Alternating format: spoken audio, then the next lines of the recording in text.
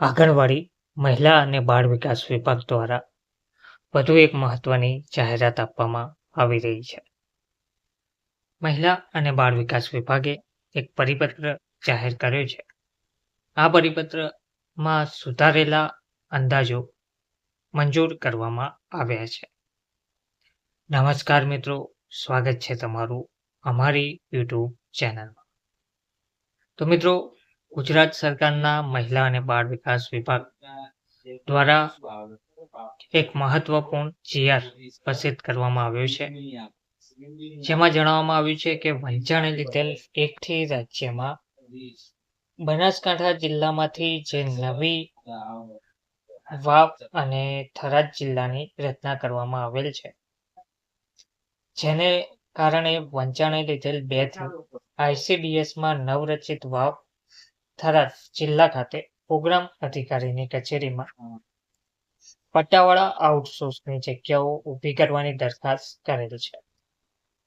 કમિશનરશ્રી મહિલા અને બાળ વિકાસની કચેરીના ICDS હેઠળના જિલ્લાના ઘટક સેલમાં જુદી જુદી વહીવટી યોજનાકીય કામગીરી માટે પટ્ટાવાળાની જરૂરિયાત છે.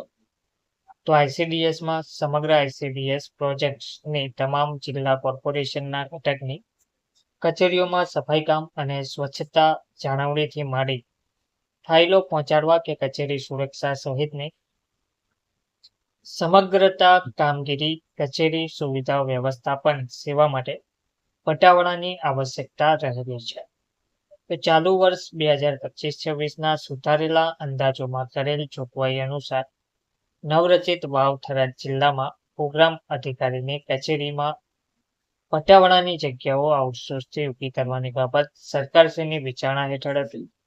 તો પુખ્ત વિચારણાને અંતે નીચે મુજબ જે ઠરાવવામાં આવેલ છે ઠરાવ છે: વિભાગ હસ્તકના કમિશનર મહિલા અને બાળ વિકાસની કચેરી ગાંધીનગર હેઠળ નવરચિત વાવ થરાદ જિલ્લા ખાતે પ્રોગ્રામ અધિકારીની કચેરીમાં પટ્ટાવાળાની જગ્યાઓની નવી સેવા આઉટસોર્સથી ઊભી કરવા માટે ચાલુ વર્ષ 2025-26ના સુધારેલા અંદાજમાં ₹0.0053 કરોડ બજેટ જોગવાઈમાંથી 100% સ્ટેટ બર્ડન નીચેની શરતોને આધીન ખર્ચ કરવા માટે વહીવટી મંજૂરી આપવામાં આવી રહી છે.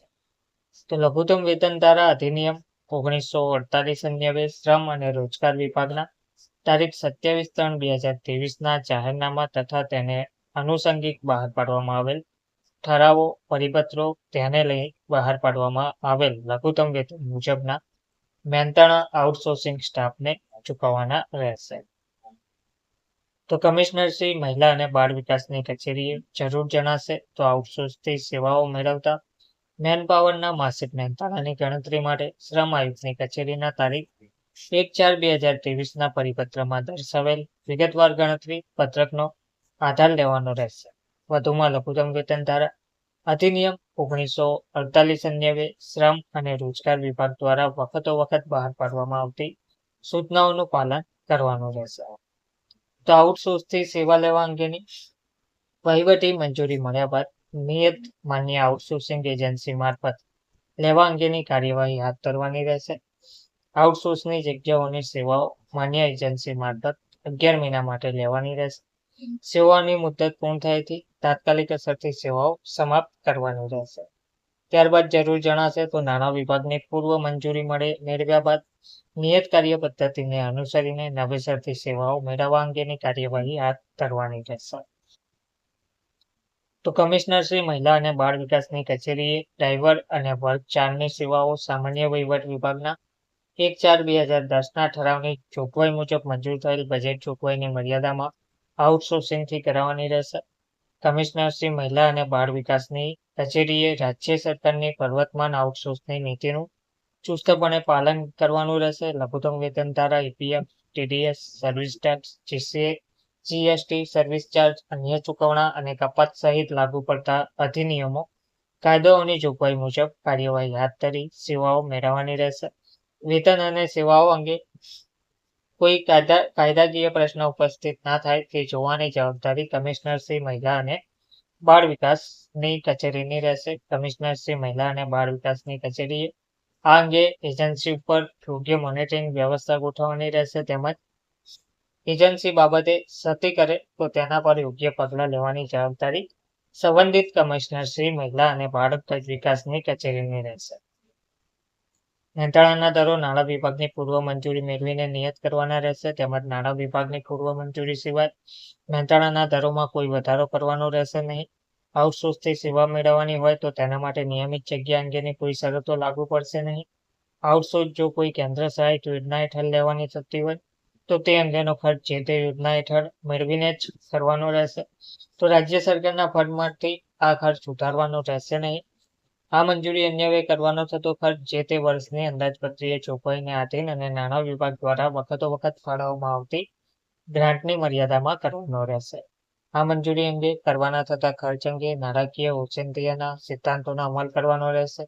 આ મંજૂરી અન્વયે ફાળવેલ ગ્રાન્ટનો અન્ય હેતુ માટે ઉપયોગ કરી શકાશે નહીં. બચત રહેતી રકમ વર્ષ આખરે સરેન્ડર કરવાની રહેશે.